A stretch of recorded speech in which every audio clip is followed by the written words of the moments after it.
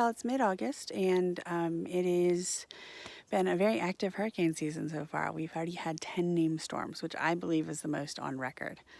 One of those was fairly damaging to, North Carolina. A lot of us lost power, and it was very, very damaging up north. I even had one client who was having to have part of their roof replaced. So I thought it was a good idea to just touch base and give some tips about thinking about being prepared in the time of COVID. Now, we all know what we need for a hurricane. We get the reminders every year because we all have storms in our area.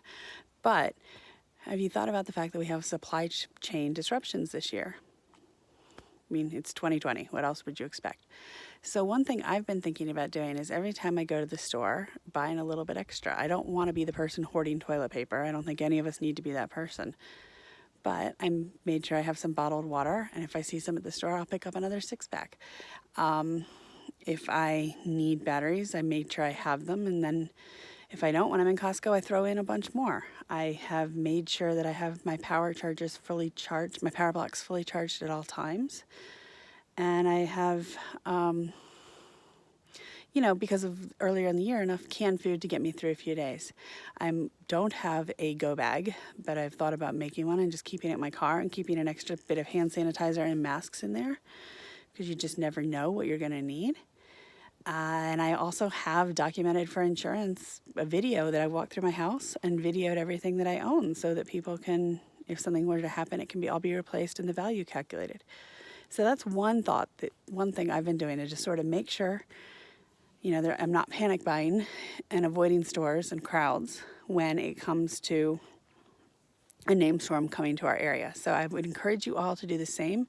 Again, don't go hoard toilet paper. You don't need 24 cases of water, but if you're low on something and you know you're going to need it in a storm, maybe buy 2. That's just all I was thinking, to make sure you have your prep bag ready for if there is something to go. Having moved to Florida in 1992, right after Andrew, I know how horrible storms can be and how devastating. And, my parents always had a bin that had clear plastic bin with all of our vital documents in it that was waterproof and floatable. If you live in a flood zone, you might want to think about doing something similar. Again, your insurance company would encourage that.